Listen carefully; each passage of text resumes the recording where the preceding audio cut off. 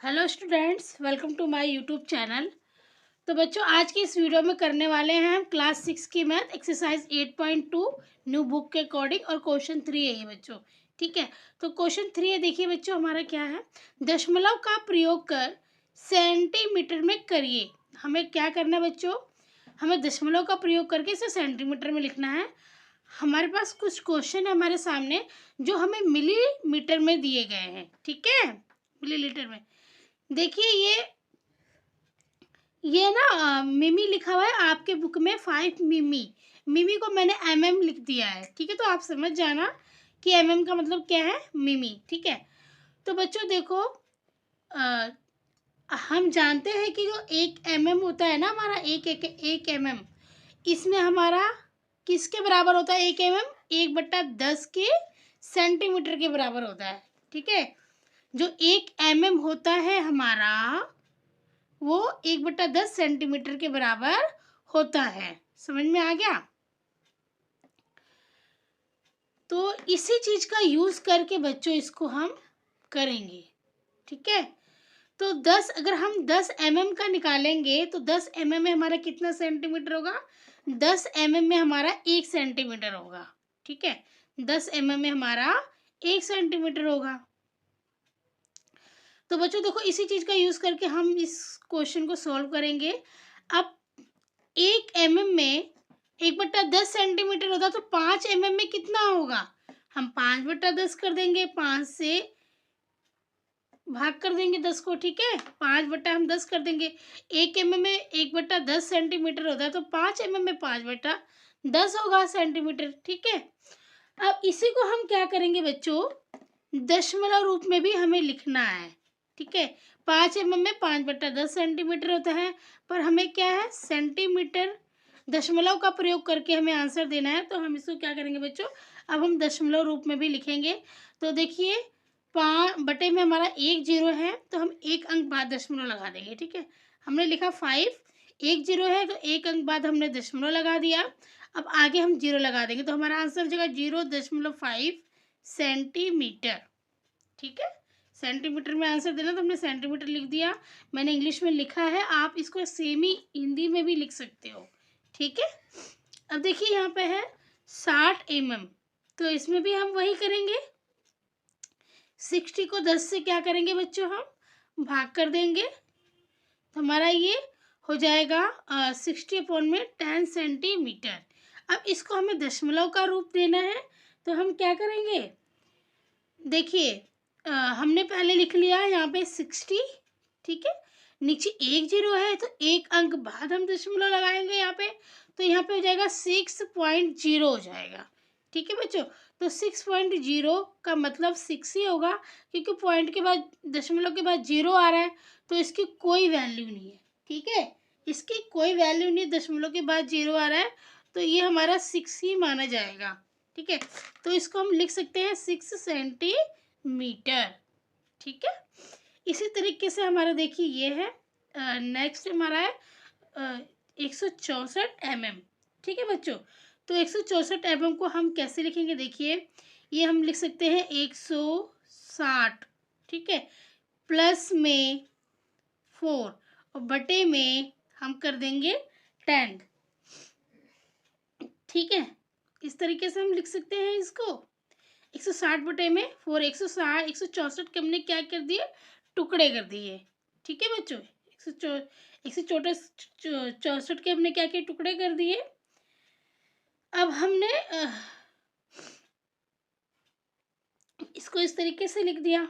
ठीक है, अब हम क्या करेंगे, देखिए 160 बटे में 10। ठीक है, इतना हमारा हो गया। यहाँ पे हम सेंटीमीटर लिख देंगे और फिर बीच में ये प्लस है तो हम प्लस का निशान लगा देंगे। अब बटे में 4 प्लस में 10। ठीक है, ये 10 दोनों के ही नीचे आ जाएगा। ठीक है, फिर हम क्या करेंगे, देखिए इन दोनों का हम एलसीएम अगर हम लेते हैं, ठीक है, अगर इन दोनों का हम एलसीएम लेते हैं बच्चों तो हमारा कितना आएगा, 10 ही आ जाएगा, है ना। इन दोनों का एलसीएम हम लेंगे तो हमारा 10 ही आ जाएगा। और 160 और 4 को अगर आप प्लस करते हो तो आपका कितना आ जाएगा, 164 ही आ जाएगा। और नीचे जीरो है आपका, ये नीचे जीरो है, तो एक अंक बाद दशमलव आप लगाओगे तो आपका कितना हो जाएगा, 16.4 हो जाएगा। ठीक है, अब देखिए हमें यहाँ से, हमें ये जीरो है ना, तो इसका मतलब हमें दशमलव लगाना है, तो हम 164 लिख लेंगे और एक जीरो से एक अंक बाद दशमलव लगा देंगे, तो हमारा ये कितना हो जाएगा, 16.4 सेंटीमीटर। ठीक है, हमने जो हमारा 164 mm था, तो हमारा यहाँ पे कितना आया, 16.4 सेंटीमीटर हमारा इसका आंसर बच्चों आ गया। ठीक है, समझ में आ गया आपको ये।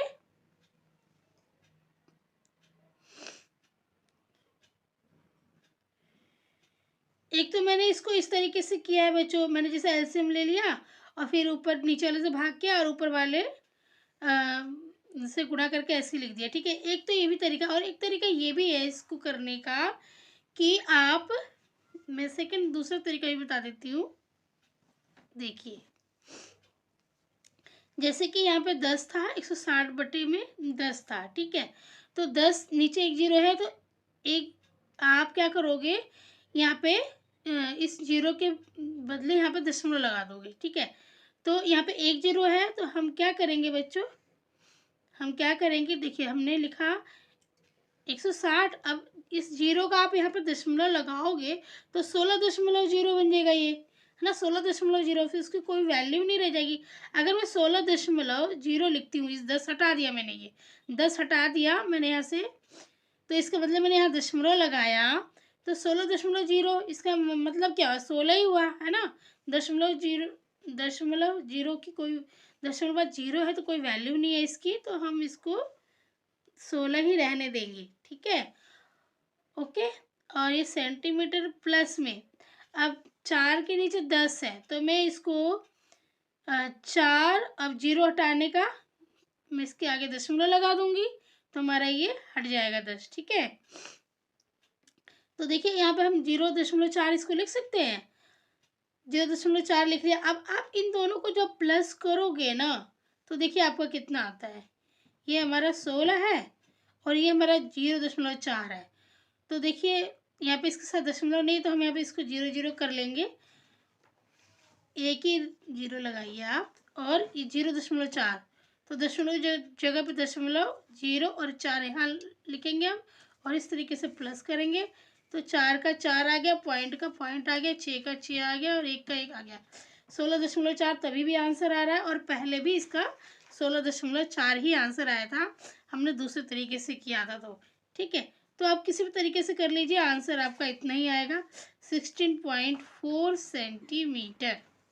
समझ में आ गया बच्चों आपको, दोनों ही तरीका मैंने समझा दिया है, कंफ्यूज नहीं होना है, जो भी तरीका आपको अच्छा लगता है उसी तरीके से आप इसको कर लो। ठीक है, कंफ्यूज नहीं होना, कोई भी एक तरीका जो अच्छा लगता है उसी को यूज़ कर लेना आप। ठीक है, जो भी आपको इजी लगे।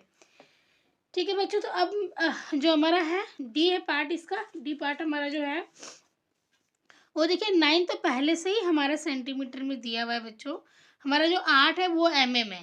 ठीक है ना, तो हम इसको कैसे करेंगे, देखिए हम 9 सेंटीमीटर लिखेंगे क्योंकि हमारे पहले से ही सेंटीमीटर में है, और प्लस 8, अब हमें 8 को सेंटीमीटर में बदलना है, तो 8 बटे हम 10 सेंटीमीटर यहाँ पे लिख देंगे। ठीक है, अभी देखिए अब हम क्या करेंगे, यहाँ पे हमने 9 लिख दिया, 9 सेंटीमीटर। अब यहाँ से हमें 0 के बदले हम क्या करेंगे, एक अंक बाद दशमलव लगा देंगे, तो हमने बीच में ये प्लस डाला। अब हम 8 आगे हम दशमलव लगा देंगे क्योंकि एक 0 है, तो एक अंक बाद दशमलव लगाएंगे और आगे हम ये 0 लगा देंगे। ठीक है, तो ये हमने सेंटीमीटर ले दिया। अब इन दोनों को प्लस करेंगे तो देखिए हमारा कितना आता है, देखिए ये हमारा है 9। ठीक है, और ये 0.8, तो 9 के बाद दशमलव नहीं है, तो हम खुद से लगा देंगे, पॉइंट लगे हमने 0 लगा दिया। अब हमारा सेकंड है 0.8, तो हमने दशमलव के नीचे दशमलव आएगा और 0 आगे है तो हमने 0 लिख दिया, और 8। अब इसको प्लस करिए, देखिए 8 आ गया और पॉइंट की जगह पे पॉइंट, और ये 9 आ गया, कितना रहा 9.8, तो हमारा इसका आंसर कितना हो जाएगा 9.8 सेंटीमीटर। कितना हो जाएगा बच्चों इसका हमारा 9.8 सेंटीमीटर। तो इसको हम इरेज कर लेते हैं जो हमने ये रफ काम किया है। ठीक है, अब देखिए हमारा जो नेक्स्ट है 93, ये जो पार्ट है बच्चों हमारा वो है 93। तो इसको भी हम इसी तरीके से करेंगे जैसे हमने ये किया था। ठीक है, तो देखिए 90, ठीक है, और प्लस में 3, है ना, 90 प्लस में 3, दोनों के नीचे हम क्या करेंगे 10 लगा देंगे और ये हमारा हो जाएगा सेंटीमीटर। अब हम जैसे हमने ये किया ना ऐसे ही करेंगे इसको भी। 90/10 प्लस में बीच में प्लस है तो प्लस लगा देंगे और 3/10 सेंटीमीटर यहाँ लिख दीजिए आप। ठीक है बच्चों, यहाँ भी सेंटीमीटर इसके साथ भी आप लिख देना, मैंने लिखा नहीं क्योंकि जब नीचे हमने बटे में 10 लगा दिया तो ये हमारा सेंटीमीटर में कन्वर्ट हो गया। अब तो हमें दशमलव का रूप देना है ना इसे, 3/10 सेंटीमीटर। अब देखिए यहाँ पर 90 के नीचे 10 है, मतलब 1 0 है। ठीक है ना, तो अब हम क्या करेंगे, देखिए हमने लिखा यहाँ पे 90 लिख लिया। अब यहाँ 1 0 है तो एक अंक बाद दशमलव लगाएंगे हम। ठीक है, तो हमारा हो गया 9.0 सेंटीमीटर।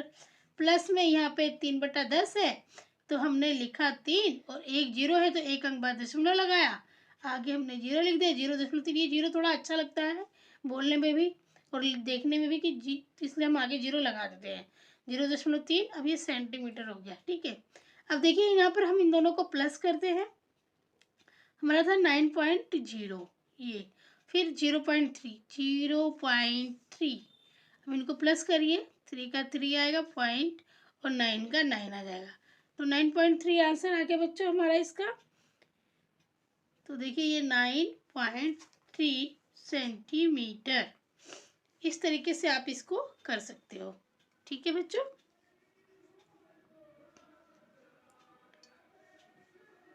इस तरीके से आप कर सकते हो, कंफ्यूज नहीं होना है। आपको कोई भी एक तरीका आप चूज़ कर लीजिए और उसी तरीके से आप प्रैक्टिस कीजिए। ठीक है, तो ये हो गया हमारा बच्चों क्वेश्चन 3। कोशिश की है मैंने आपको बहुत इजी तरीके से समझाने की, इजी वे में। ठीक है, तो प्लीज़ अगर आपको समझ में आया है आंसर, वीडियो अच्छी लगी है, आपका डाउट क्लियर हुआ है, तो प्लीज़ वीडियो को लाइक ज़रूर कीजिएगा और चैनल पर नए हैं तो सब्सक्राइब करके बेल आइकन पर प्रेस कर लेना, ताकि जब भी नई वीडियो अपलोड होती है तो उससे पहले आपके पास नोटिफिकेशन उसका पहुंच जाए। तो धन्यवाद, मिलते हैं आपके साथ नेक्स्ट वीडियो।